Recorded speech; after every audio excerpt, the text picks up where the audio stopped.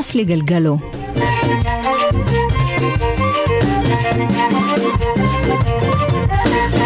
Dhaggeeffattootni oduutiin jalqabaan Ameerikaan sabab qoodoraan Itoophiyaa keessan wal qabsiiste raayyaa ittisa biyya Eertiraa fi paartii seer-qabeessa tokkicha Eertiraa bulchurraa qoqqobbii keetti. Sababni Ameerikaan eertee rakkoo deeggarsa namoomaa fi mirga namoomaa hammaatii fi lolli Itoophiyaa keessaa waan babaleetiif jechuu ibsiti.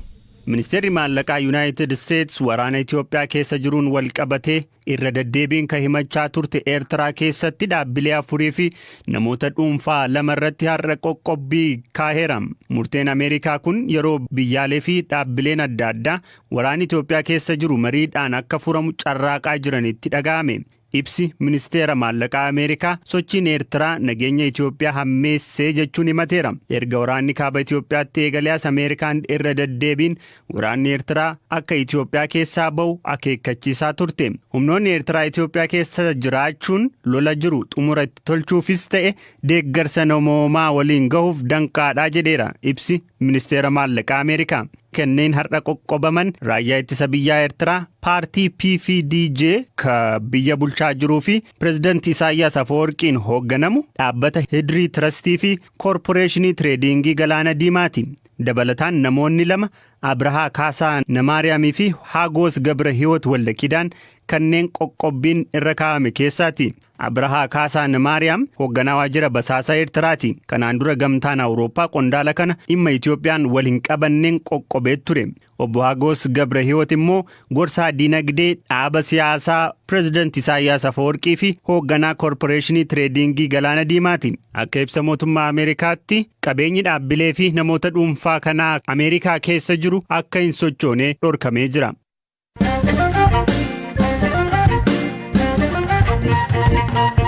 Hoogganaa waraana Suudaan Kataa'ee fi fonqolcha mootummaa dhi'een kan raawwate ka dursee Jeneraal Abdul Fattah al-Burhaan hoogganaa manmaree ce'umsa mootummaa Suudaan gochuun ufmuud manmaree haaraa hundeessan keessaa miseensonni siivilii fonqolchaan dura aangoo turan tokkolleen hin hamatamne erga ufmuudeen booda sirni kakuu kalee raawwachuu himan Galaana Balaa dabalata qaba. Hoogganaan waraanaa Sudaan fonqolcha Sudaan tibba kanaa duuba jiran Jeneraal Abdul Fattah al-Burhaan itti aanaa isaanii ka turan Hamdaan Dagaaloo Aliyaas Hameetii fi qondaalota waraanaa olaanoo biroo aangoo fonqolchaan kololeessa 25 dura qaban irra akka turan godhaniiru. Mana maree mootummaa ce'umsaa haaraan hundeessan miseensota 14 kan qabu yoo ta'u qaama siivilii keessaas ka itti dabalaman jiru. Haa ta'u malee siivilii irraa warri tokkummaa siyaasaa tolfachuun fonqolcha dura aangoo irra turan tokkollee isa haaraa keessatti nammatamne.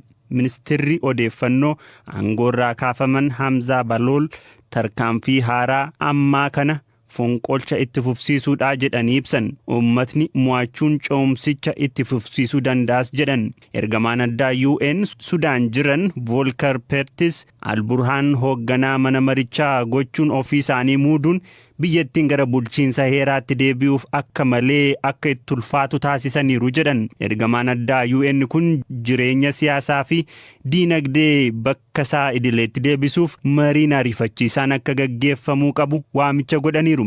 Akkasumas humni waraanaa tarkaanfii ofitti amanamummaa ijaaru akka walabummaa ministeera muummee Abdallaa Hamdok bakka isaa duriitti deebisuu fudhachuu qabaa jedhan.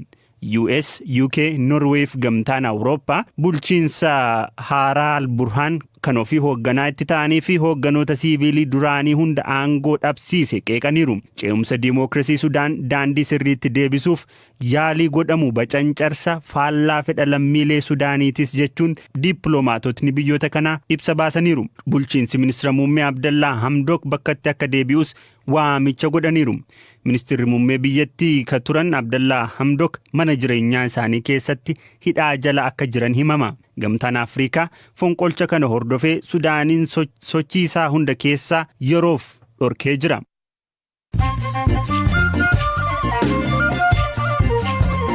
Dhaggeeffattootni amma oduu gaggabaabaa addunyaa isanii ibsaa jalqabaanii fedhiin tajaajila neetwoorkii dhuunfaa VPN jalqab torbaan kanaa Itoophiyaatti agarkaa 5,000 dabaluu gabaasni mul'isa. Qormaata 12ffaa intarneetii gubbaatti gadhiifamee oduu jedhu hordofee miidiyaaleen hawaasaa dhowwame ture. Eegi suni namoonni baay'een VPN itti fayyadamuu himan. Filannoon Liibiyaa mudde keessa geggeeffamu France kortaasisaa jirti. Biyyoonni gugurdoon addunyaa akka waraanni biyyalaa biyyattii ba'u deeggaruu yaad kennuuf eegaman. Pireezidantiin ittaanaa US Kamala Harris dabalatee pireezidantiin Masrii korkanaaf France jiran. Nasooti keenya tajaajila fayyaa UK'tiin qacaraman ka jedhu oduu soba ta'uu mootummoonni lamaan hibsan. Mootummaan UK fi Keenya adoolessa keessa tajaajiltoota fayyaa achi erguu walii galan. Ministeerri fayyaa Keenyaa nasooti kun 20 dhiyootti deemuu himan. Ruwaandatti namichi hojii YouTube'n beekamu mootummaa qeequuf hidhaa waggaa 7 itti murtaa'e. Namichi maqaa Aayon jedhamuun beekamu kunin mootummaa salphisee jedhamee himatama. Akkuma kana namni biraa dhiyeen kanaa jeequmsa kaasee jechuun hidhaa waggaa 15 itti murtaa'e. Julian Assange mana hidhaa Belmarish keessatti jaalallee isaa Stella Morris waliin akka wal fuudhanii fi eeyyamuu fi BBC'n odeeffate. Hundeessaan Wikileaks Julian Assange fi Stella Morris ijoollee dhiiraa lama qaban. Julian Assange namni amgan 50 ta'e iccitii Ameerikaa baasuun himatamee dabarfamee hin kennamne falmaa jira.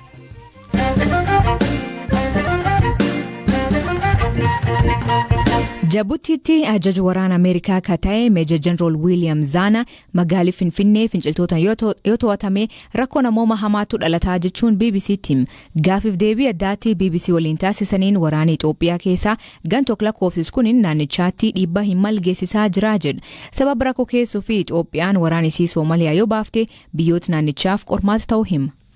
Kun yoo ta'e biyyoonni gamtaa Afrikaa 5 fi Soomaaliyaan murtee kanaan miidhamu.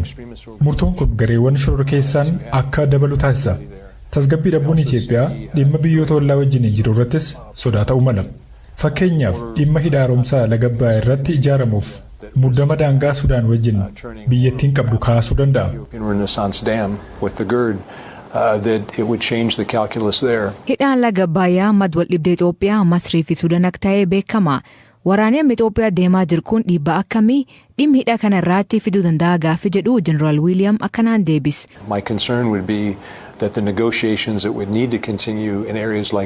Sodaan koo mariin itti fufinsa qaban kan akka hidha haaromsaa fi waldhibdeen daangaa Sudaan wajjin jirtu amma sababa waraana kanaaf deebii yookiin immoo xiyyeeffannoo argachaa hin jiru. Itoophiyaan xiyyeeffannoo ishee dhimma biyya keessaa irratti yoo gootu biyyoonni biroo kanatti fayyadamuudhaan tarkaanfii siyaasaas ta'e waraana fudhachuudhaaf haalichi mijataadha jechuun tarkaanfii fudhachuu malu jedheen yaada.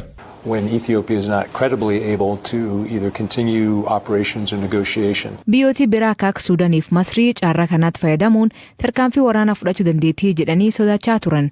Kun waan ta'uu danda'a gaaffii jedhirraatti Jeneraal William akkan jedha. I'm not sitting in Egypt or Sudan. I'm sitting here and from my perspective here. Masrii yookiin immoo Sudaan hin jiru. Asin jiraadha garuu akka ilaalcha kootti muddamni jiru jabaachaa aguma deemu biyyoota kamiifuu sodaa qaba. Maaliif wanti hamtuun yeroo biyya tokkotti hokkorri dhalatu biyyi biraa sanarratti tarkaanfii fudhachuu akka filannoo duraatti ilaalu. Fakkeenyaaf hidha haaromsaa guddichaa irratti tarkaanfii waraanaa fudhachuu maluun sodaadha. Tarkaanfiin akkanaa ni fudhatama taanaan walitti dhufeenya biyyoota hundee nagaan akka jiraatan barbaan kan michoomaa kabajaa akka qabaatan barbaan yeroo kamuu caalamiidha. Rakkoon kamiyyuu karaa dippiloomaasiin furamuu qaba.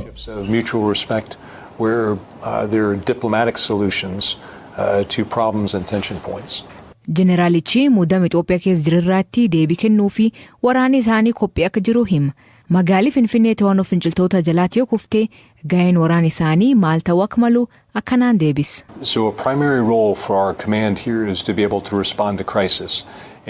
Kaayyoon ijoon buufata waraanaa United States Jibuutii jiru Afrikaatti keessattuu Afrikaa baatti yeroo rakkootti deebii kennuudha.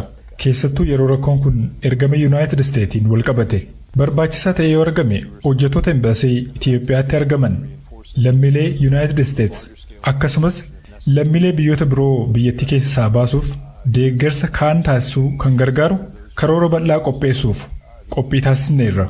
Humni keenya kan Afrikaa ba'aa jiran humna tokkicha United States kan Afrikaa keessatti argamu yoo ta'u ajaja keenya jala jira. Walumaa galatti humnoota keenya hundarraa dandeettii cimaa qabna. Kanaaf deebii kennuuf irratti qophoofneerra. Dhimmi Itoophiyaa nu yaaddessuun beekamaadha. Ministeerri Ajalaa Ameerikaa Anthony Blinken haala Itoophiyaa ilaalchisee marii gochuu fi gara Keenyaa fi biyyoota Afrikaa birootti wiixatu dhufa kimaluu ibsa.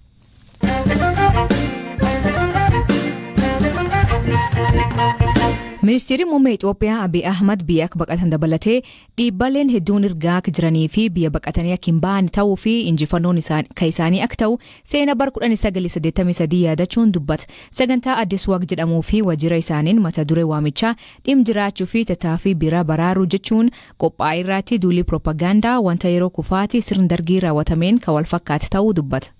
ለምሳሌ ኢትዮጵያ ውስጥ በቅርቡ መፈንቅለ መንግስት ስለሚካሄድ ቶሎ እንውጣ ይላሉ አንዳንድ ኃይሎች ኢትዮጵያ ውስጥ የሚፈነቀለ መንግስት የለም fakkeenyaaf dhiyootti fonqolchi mootummaa waan gaggeeffamuuf daddafnee baana jedhu humnootni tokko Itoophiyaa keessatti mootummaan fonqolu hin jiru mootummaa kana uummatni yoo barbaaduu baate yeroo kamittuu kaasuu danda'a kanaaf oduu fi duula akkasii dhiisaa jennaan hin dhagahan wanti Sudaanitti ta'e Itoophiyaattis waan ta'uuf dafnee baanu malee jedhu karaa baay'eedhaan piroopagaandaa waliin dhahuu amanamuu hin dandeenye oofu qormaatni waraana kanaa inni guddaan rasaasa osoo hin taane oduudha uummatni Itoophiyaa of duubatti deebi'ee akka hubatu kan hin barbaadu amalli waraana amma keessa jirru akkuma jirutti bara 1983tti Itoophiyaa keessatti raawwateera yaadannoof beekumsaanii qabuun Finfinneerraa raadiyeesii kiiloomeetira 150 200 keessatti waraanni hin turre Finfinnee osoo hin gahin fageenya kiiloomeetira 200-300 yoo hafu wanti ture piroopagaandaadha. Piroopagaandaa mootummaa as jiru raasu hoogganaa dargii koloneel Mangistuu Hayilamaariyaam akkamiin biyyaa bahan ka jedhu mataan isaa osoo qoratamee bu'aa piroopagaandaa waliin dhahoo akka ta'u shakkiin qabu hoogganoota gidduu walqooduu uumuun dhimmichi dhumeera du'eera diigameera jedhamee aangootni tokko immoo yoo bahan qaxxisaa Finfinnee galame yoon yaadattu ta'e isa irra deebi'uuf piroopagaandaan 1,100 kan oofame nuti yoo waan haaraallee hojjechuu baanne yoo xiqqaate seenaa bara 83 irraa akka barannullee hubachuu hin dandeenye.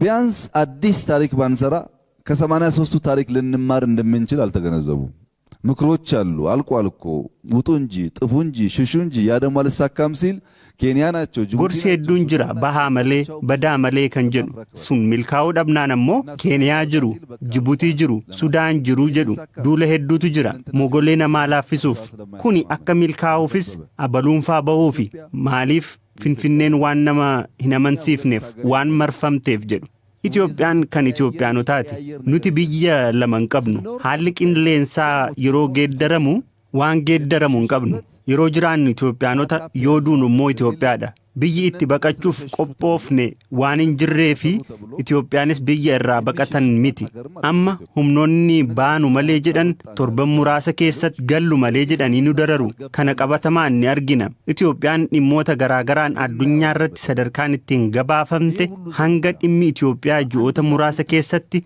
mana maree nageenyaaf dhiyaate yoo argitan kun nama siyaasaa hin shororkeessine baqachuuf nama siyaasaa hin kakaafne hin qabu haa ta'u malee Itoophiyummaan sanaa oli biyyootni muraasni duulli kana fakkaatu irratti oofamee hin jilbeeffannu jedhanii biyya isaanii olchaniiru kun seenaa Itoophiyaa keessas kana dura tureera kun akka irra deebi'amu abdii guutuun qaba ይህ በኢትዮጵያ ታሪክ ድሮ ነበረ እርግጠኛ ነኝ አሁንም